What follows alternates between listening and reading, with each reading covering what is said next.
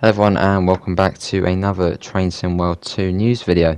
We now have a new interview from the developers of the Clinchfield Railroad, so let's get straight into it. We'll see some new screenshots as well. Over the past weeks we have learned about the history of this spectacular route, the work that has gone into building the iconic F7 and looked at the locomotives featured on the route. Today we are joined by Joe Burgess and Michael Alexander from the development team to talk about how we have made the scenarios for the historic Clinchfield Railroad.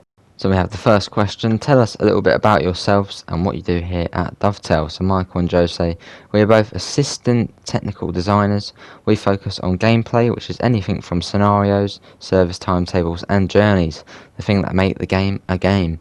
How do you create a scenario? So Michael says, we do a lot of planning. We research how the railroad runs, what's plausible for us to design with the rolling stock or locomotives available, researching service patterns so we can better understand what we are doing for gameplay in general. We look for any sort of interesting features that come up that we can involve in the scenarios. Joe goes on to say, trying to find the data on service patterns and when the main coal duties are running was difficult. There were some days when the coal traffic would be busier than others, and trying to get that aspect down was complicated.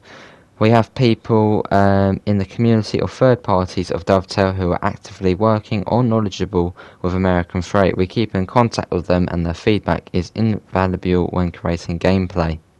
Then Michael says, once we have collected enough research, we come together as a group and fire off ideas with one another for scenarios. We then pick however many we feel would be suitable for the packs. That's usually 5, isn't it?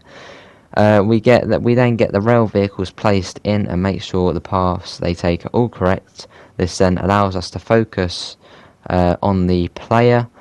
We start to look at things such as dialogue, player objectives and help tips that appear for tutorials, scenarios and route introductions.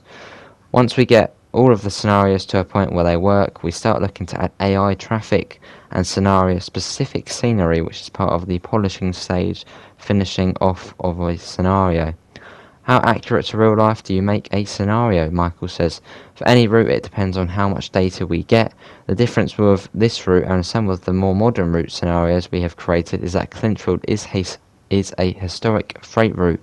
It's more challenging trying to make it as authentic as possible with the sparse data, and this is where the beta team and people in the community really help us by sharing as much information that they can. This helps us to keep things as accurate as possible. How does scenario building change when you're making freight gameplay? This is what Michael has to say. Passenger services are slightly easier because they have a repetitive service pattern, whereas freight can change. In terms of Clinchfield, we can have a train going down one of the branches, filling up at one of the loading facilities and then going to get the coal cleaned and processed, or you might be going straight from Elkhorn all the way to Dante. Getting those services patterns to coincide and work together is very different compared to passenger services. A lot of US freight, especially if you've got switching going on, all need to work together and communicate. If one thing goes wrong, the whole railroad could potentially go wrong, and getting that balance can take time. And as they do have to take into account things like adhesion when building scenarios. And then Joe says, actually when making the scenario, we don't change that much apart from working out how long a train should be and how much power it should have. We will try and get that accurate anyway. For the player, this is where it changes the most. Before we had adhesion physics, a train would just roll as if there were less physics acting on it, but now if the rails are slippery, the wheels will slip. From a gameplay perspective, it's a fantastic thing to have. It adds that extra layer of realism and makes the scenario more challenging. What do you both enjoy about this route?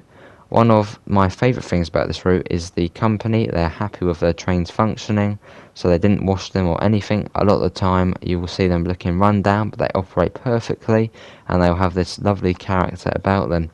I've noticed a lot of them loaders weren't replaced, they were just patched up. If there's a problem, put a bit of metal on it, so I enjoy that aspect as well. And then Michael says, I'm looking forward to seeing all of the services getting played by everyone and the AI working well for the players, seeing players going down the main section from Elkhorn to Dante, having a challenge going up inclines, especially in winter and rainy weather.